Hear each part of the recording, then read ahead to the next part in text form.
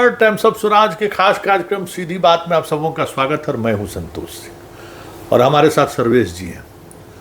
और सर्वेश जी एक अलग तरीके के विचारों को भी और अपने पूरे शैक्षणिक जीवन काल में बहुत सारी चीज़ों पर इन्होंने काम भी किया है। और जो अभी SIR की चर्चा हो रही है, गहन पुनरीक्षण मतदाता पुनरीक्षण की जो बात हो रही है और उस पर बड़ी बड़ी बात हो रही है, उस बात में खुद ही चपेटे में आ गए। इनका जो पहले से आधार नंबर रहा या जो आधार कार्ड रहा, वो आधार कार्ड में जो इपिक नंबर है, वो नंबर वोटर आई कार्ड में जो इपिक नंबर है, वो नंबर इनका चेंज कर गया है।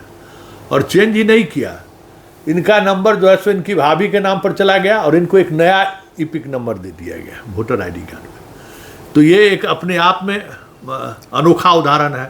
तेजस्वी का मामला तो कुछ और था, मान लीजिए उसके पास 2 वोटर ID कार्ड था, लेकिन ये वोटर ID कार्ड में भाई नंबर कैसे बदल गया? क्या आप ये कैसे हुआ, आपको पता कैसे चला? एक्चुअली कल एक मसला हमारे सामने आया। हमारे कलीग हैं रोशन प्रकाश जी, जो दीघा विधानसभा क्षेत्र में नेहरू नगर आता है, वहीं से वो मतदाता हैं। तो संयोग से कल सुबह सुबह उनके पास BLO का फ़ोन आया कि सर ऐसे ऐसे आप अपना सारा डॉक्यूमेंट लेकर के जो है वो इस जगह पर आ जाएं, आपका नाम जो है ड्राफ्ट लिस्ट में नहीं है। इस पर इन्होंने कहा जब आपने खुद वेरीफाई किया है हमारे घर पर आकर और सारा वैलिड डॉक्यूमेंट हमने आपको प्रूफ के तौर पर दिया है, तो आखिर ये नाम कटा कैसे? तो उसके बाद फिर उन्होंने अपनी तरफ से जो है चीज़ों को BLO ने मैनेज करने की कोशिश की। ये उस सेंटर पर गए, BLO और उनके उच्च पदस्थ अधिकारी जो हैं उन्होंने इनके नाम को तलाशने की कोशिश की, लेकिन इनका नाम कहीं पर नहीं मिला। इनके परिवार के अन्य सदस्यों के नाम मौजूद थे। इस क्रम में जब वहाँ से दोबारा उनसे सारा डॉक्यूमेंटेशन करवाया गया, इस क्रम में ये बात उभर करके सामने आई ऑफ द रिकॉर्ड। इसलिए मैं मतदान केंद्र की चर्चा नहीं करूंगा, BLO के नाम की चर्चा नहीं करूंगा, लेकिन ऑफ द रिकॉर्ड ये बात उभर करके सामने आई कि संबंधित बूथ पर 942 मतदाताओं की लिस्ट तैयार करके BLO के द्वारा भेजी गई और फाइनल ड्राफ्ट जो आता है SIR के तहत, उसमें भी 942 ही मतदाता हैं। लेकिन BLO के द्वारा जो लिस्ट तैयार की गई थी, उनमें से कई नाम गायब हैं और कई नाम उसमें नए एडेड हैं। अब उन नए एडिशन का क्या आधार है, उनका क्या सोर्स है, उनका क्या एड्रेस है, इसके बारे में BLO भी कुछ बतला पाने की स्थिति में नहीं थे। तो कल जब रोशन सर आए तो इन्हीं मसलों पर चर्चा चल रही थी, तो मैंने कहा कि आप इस पर एक वीडियो बनावें, इस पर फेसबुक पोस्ट डालें, ताकि SIR की जो विसंगतियां हैं वो विसंगतियां कम से कम सामने आनी चाहिए। इसी क्रम में क्या मेरे मन में आया, मैंने कहा, मैं कंफर्म था कि मेरा नाम जो है वोटर आई कार्ड जो मेरा है बना हुआ, वो मुकेश राय के नाम से जो मेरा निकनेम रहा है। तो क्या मेरे मन में आया, मैंने कहा कि रोशन एक बार मेरा चेक करो तो ऑनलाइन। तो जब हमने अपना एपिक कार्ड नंबर दिया तो पता चला वो ओपन तो हुआ, लेकिन वो मुकेश राय के बदले सोफा देवी के नाम से ओपन किया। तो उसने कहा भैया आपका नाम तो है नहीं। और संयोग से वो SIR ड्राफ्ट मतदाता सूची जो है किसी ने मेरे पास भेजी थी हमारे बूथ की कि आप इस पर चेक कर लें आपका नाम है या नहीं है। जब हमने उस ड्राफ्ट लिस्ट में मेरा नाम था, तो हमने अपने एपिक कार्ड से ड्राफ्ट लिस्ट के एपिक नंबर को मिलाया और हमने जब मिलाया तो पता चला कि एपिक नंबर हमारा जो है ड्राफ्ट लिस्ट में चेंज कर गया है और मेरे पुराने एपिक नंबर पर मेरी भाभी शोभा देवी का कार्ड बना हुआ है। तो वहीं पर मेरे दिमाग में ये बात आई कि किस तरीके से, मतलब मूल प्रश्न संतोष जी यह है कि चुनाव आयोग जैसी संवैधानिक संस्थाएं अगर गलत बयानी करती हैं तो आखिर कैसे लोग उस पर भरोसा करें? क्योंकि उस तेजस्वी यादव वाले पूरे एपिसोड में देखेंगे, चुनाव आयोग ने स्पष्ट शब्दों में कहा कि एपिक नंबर चेंज नहीं करता है। और इसके पहले भी फेसबुक पर हमारे फेसबुक फ्रेंड हैं संजय कुमार सिंह, उन्होंने बाजाबता अपने दिल्ली के दोनों मतदाता मतलब वोटर आई कार्ड को शेयर किया, एक पुराने एड्रेस पर जो था और दूसरा नए एड्रेस पर था, उसमें एपिक नंबर चेंज था। हमें ये लगा कि इसका मतलब है कि दो ही चीजें हो सकती है ना, या तो वाकई तेजस्वी यादव के 2 वोटर आई कार्ड हैं और 2 वोटर आई कार्ड हैं, तो मैं कहता हूं कि फांसी पर चढ़ाओ तेजस्वी यादव को, लेकिन केवल तेजस्वी यादव को फांसी पर मत चढ़ाओ। और भी बहुत लोग हैं जिनके 2 वोटर आईडी कार्ड हैं, 2 जगह से वो लिस्ट में है, तो फांसी पर उनको भी चढ़ाओ। दूसरी चीज, अगर तेजस्वी यादव ये कह रहे हैं तो इसका मतलब यह है कि जिस तरह मेरा एपिक नंबर पुराना था, मैं भी पुराने एपिक नंबर से चेंज करता तो उस पर किसी और का नाम था, तो हमें लगता हमारा ड्राफ्ट लिस्ट से बाहर चला गया। तो तेजस्वी यादव ने जो ये क्लेम किया, ये तेजस्वी यादव वहां पर गलत नहीं है। तीसरी चीज, एक और मसला, मैं रोचक बात बतलाना चाहूंगा। व्यास जी हैं, रिटायर्ड आईएएस हैं। जब इस मसले पर कल कई जगह मेरी चर्चा हुई तो पता चला व्यास जी और उनकी पत्नी के नाम भी ड्राफ्ट लिस्ट से बाहर थे। जब वो इस सिलसिले में जाते हैं तो फिर उनके नाम को वहां पर इंक्लूड किया जाता है। तो मुझे जो लगता है कि एक तो चुनाव आयोग ने गलत बयानी की, दूसरी चीज जो विरोधी दल हैं उन्होंने तेजस्वी यादव पर 2 वोटर आई कार्ड के आधार पर लगातार उन पर अटैक किया, उनको डिफेम करने की कोशिश की।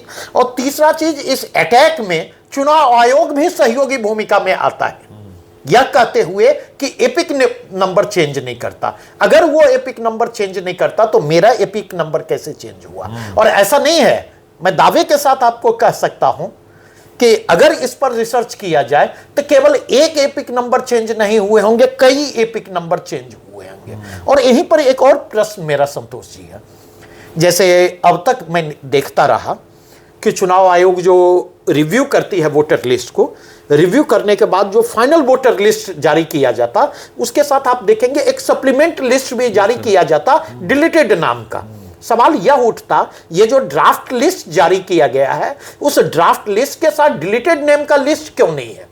और उसके पीछे पूरा का पूरा खेल जो मुझे लगता है कि अगर आप डिलीटेड लिस्ट दे देते तो जो होमवर्क पॉलिटिकल पार्टी को करना है, ऑपोजिशन को करना है, वो आप खुद कर देते हैं। और उस डिलीटेड लिस्ट में काम करना कि कौन जेन्युइन है, जिनका नाम यहां पर हट चुका है, उस स्थिति में चुनाव आयोग की बदनामी हो सकती थी। शायद इसलिए उसने डिलीटेड लिस्ट को प्रकाशित करने से परहेज किया। और चुनाव आयोग का खेल देखिए, कल हमने एक नोटिस देखी, हमारे मित्र नीरज जी हैं, भाजपा के प्रवक्ता हैं, कल उनके फेसबुक पोस्ट पर मेरी नजर पड़ी। जिस एसआईआर के लिए चुनाव आयोग को 1 महीने का समय लगा, उस एसआईआर के कंटेक्स्ट में उसकी कमियों को आइडेंटिफाई करने के लिए ऑपोजिशन दल को 1 सप्ताह का समय दिया गया और कहा गया कि अगर आपको कहीं पर कोई ऑब्जेक्शन हो तो आप दावे उस ऑब्जेक्शन को रेज करें और वैलिड प्रूफ के साथ आप क्लेम करें, चुनाव आयोग उसके कंटेक्स्ट में एडिशन या डिलीशन करेगी।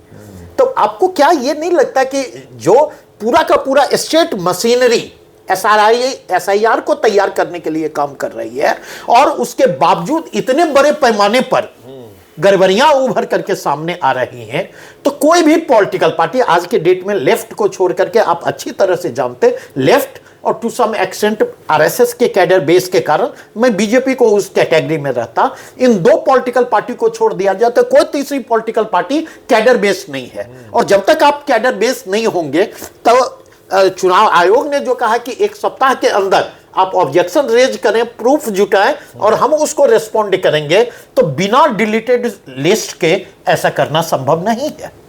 तो ये जो बड़े स्तर पर चुनाव आयोग भी जो चालाकी कर रही है, एक अच्छी चीज इसमें यही हुई है, कल राहुल गांधी ने अपने प्रेस कॉन्फ्रेंस के जरिए जिस रियलिटी को सामने लाया, जो हम में से हर कोई जान रहा था, लेकिन वो चीजें पर्दे के पीछे थी, अब राहुल गांधी फ्रंट पर आकर के, और मुझे लगता है कि एक लंबे समय का होमवर्क है, एक पूरी की पूरी टीम जो है उस पर काम कर रही थी।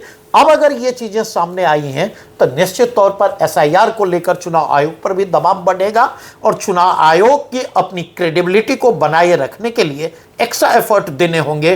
अदरवाइज जनता की नजरों में चुनाव आयोग की विश्वसनीयता रसातल में चली जाएगी। उस चुनाव आयोग की जिसे इस मुकाम पर टीएन शेषन और उनके केजरीवाल जैसे उनके लोग- लेगेसी को रिप्रेजेंट करने वाले अन्य चुनाव आयुक्त जो रहे, उन्होंने उस स्तर पर पहुंचाया। चलिए, बहुत बहुत धन्यवाद। देखिए, सबसे बड़ी बात यह है ना कि इसको लेकर जो बातें कही जा रही थी, एक ऐसे विटनेस हम चाह रहे थे, जो विटनेस आपको बताया कि भाई इपिक नंबर बदला है। आयोग कह रही थी कि भाई बदल ही नहीं सकता है। कैसे बदल गया भाई? अब बदला ही नहीं, इनका आईपिक नंबर इनकी भाभी के पास चला गया, इनको एक नया आईपिक नंबर जारी कर दिया गया। तो ये आयोग की जो साफ गोई है ना, उसी साफ गोई को हम जनता के बीच लाना। और एक रिक्वेस्ट होगा मेरा संतोष जी, मैंने सारे डॉक्यूमेंट आपको उपलब्ध करवा दिए हैं, इस वीडियो के साथ उस डॉक्यूमेंट को भी जी। Attach कर हालांकि दें। डॉक्यूमेंट्स को यूट्यूब अलाउ नहीं करता है। ओके ओके उसको लगता है किसी का प्राइवेसी आप Okay. डिस्क्लोज कर रहे हैं, इसलिए कल के खबर में हम डॉक्यूमेंट्स का इस्तेमाल किए तो वो कम्युनिटी गाइडलाइन में ला दिया। ओके ओके थैंक तो फिर भी लेकिन इसलिए हम सीधा सीधा जो इस पूरे मुद्दे को लेकर सफ़र कर रहे हैं, ऐसे व्यक्ति से ही हमने आपकी मुलाकात करा दी कि देखिए इपिक नंबर बदला है और ना जाने कितने लोगों का बदला होगा। हम तो कहते हैं कि आप जो वोटर लिस्ट है ना, जो अभी आप लाए हैं, उसको गांव के स्कूल पर जो बूथ है ना, उस पर सटवा दीजिए। देखिए, इलेक्शन कमीशन की बैंड बच जाएगी। जितनी बड़ी गड़बड़ियाँ इलेक्शन कमीशन मतदाता सूची बनाने में करता है, हम लोग सब लोगों को पता है। हर चुनाव में देखते हैं कि गांव का गांव हाथ में वोटर आईडी कार्ड लेके घूम रहा है, उसका चुनाव बूथ में गया तो उसको कहा कि आपका मतदाता सूची में नाम ही नहीं है। तो अगर इलेक्शन कमीशन वाकई में एसआईआर को लेकर गंभीर है, तो वो सूची स्कूल के गांव के स्कूलों में जो मतदान केंद्र है उस पर डिस्प्ले कर दे बीएलओ के माध्यम से, और लोगों से ही आपत्ति ले ले। राजनीतिक दल वाला कौन होता है भाई? जनता और आयोग के बीच में पॉलिटिकल पार्टी कहाँ से आ गया? बीच में बिचौलिए की जरूरत कहाँ है? आप मौका तो दीजिए, देखिए ना, जनता सब कुछ आपको बता देगी। वहीं मास्टर साहब बीएलओ है, उनको लिख कर लोग देगा, आप उसको उसमें सुधार कीजिए। अगर ये काम, अगर नीयत आपका ठीक है, तो ये काम अगर आप कर दीजिए, तब तो फिर वाकई में जो चुनाव सुधार की बात हो रही है ना, मतदाता सूची में आप जो करना चाहते हैं, वो चीज़ें जरूर स्पष्टता के साथ हर जगह पर सारी समस्याओं का समाधान हो जाए। न सुप्रीम कोर्ट की जरूरत है, न विपक्ष की जरूरत है, न किसी पॉलिटिकल पार्टी की जरूरत है। आप सिर्फ जिस मतदान केंद्र पर जनता वोट गिराने जाती है, उस केंद्र पर सिर्फ आपका जो ड्राफ्ट मतदाता सूची है उसको आप सिर्फ सार दीजिए, पब्लिक कर दीजिए। चलिए, सीधी बहस को यहीं खत्म करते हैं, फिर किसी मुद्दों के साथ हमारी आपकी मुलाकात होगी। फिलहाल इजाज़त दीजिए, नमस्कार।